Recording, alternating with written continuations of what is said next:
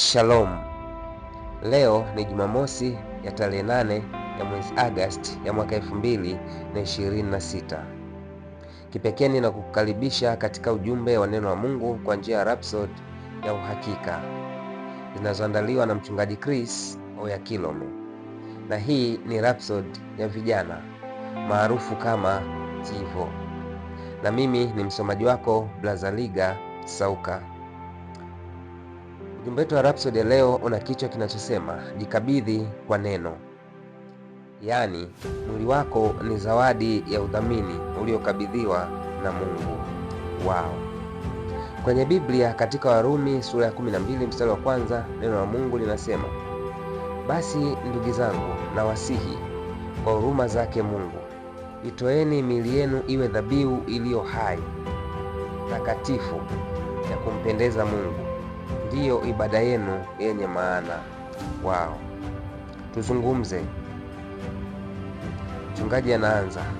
Hebu fikiria, rafiki yako amekuazima kifaa chake kipya kabisa cha kuchezea magemu kwa ajili ya weekend.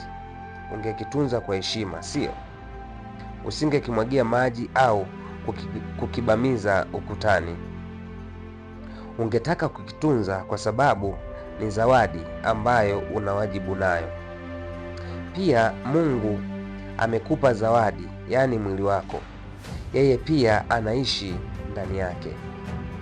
Biblia inasema, au hamjui ya kuwa miili yenu ni hekalu la Roho Mtakatifu aliye ndani yenu, mliyepewa na Mungu, wala ninyi si mali yenu wenyewe? Maana mlinunuliwa kwa thamani. Sasa basi, mtukuzeni Mungu katika miili yenu. Hii ni waraka wa kwanza kwa Wakorinto sura ya 6 mstari wa 19 na wa 20.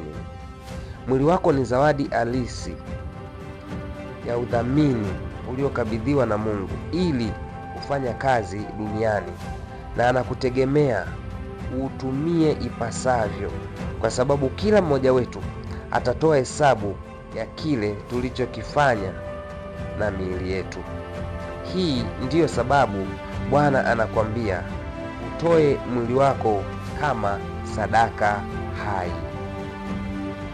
Kutoa mwili wako kama sadaka hai inamaanisha ukabidhi mwili wako kwa neno la Mungu.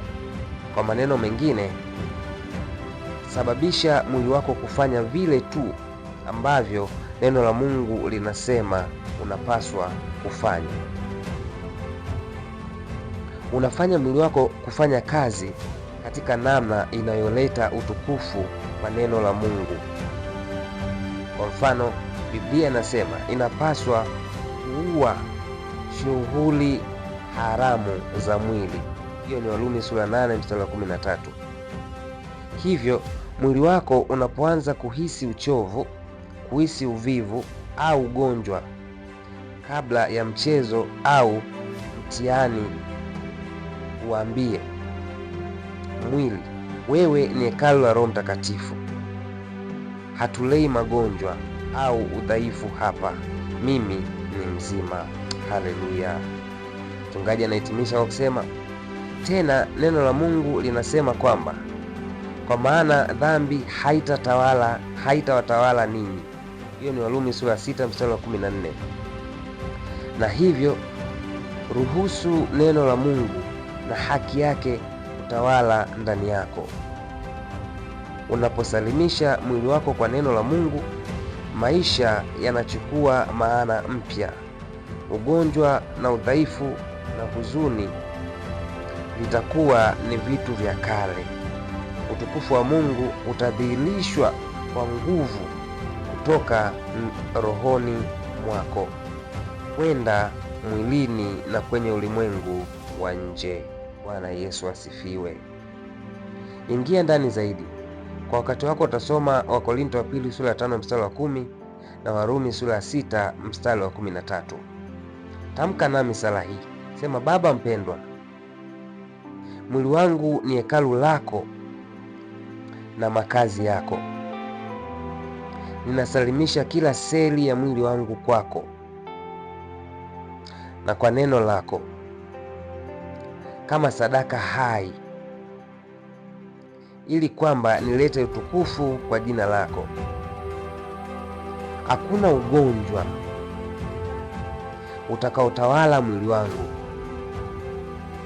na dhambi haitatawala juu yangu, kwa sababu mimi ni mali yako. Ninakushukuru kwa nafasi hii ya pekee, katika jina la Yesu, amina. Ninaamini umebarikiwa na ujumbe huu. Kama bado hujamfanya Yesu Kristo kama Bwana na Mwokozi wa maisha yako, nikualike katika sala hii ya uokovu. Tamka nami sala hii kwa sauti. Sema: Ee Bwana Mungu, naamini kwa moyo wangu wote katika Yesu Kristo, mwana wa Mungu aliye hai. Ninaamini alikufa kwa ajili yangu na Mungu alimfufua kutoka kwa wafu. Ninaamini yu hai leo. Ninakiri kwa kinywa changu kwamba Yesu Kristo ndiyo Bwana wa maisha yangu.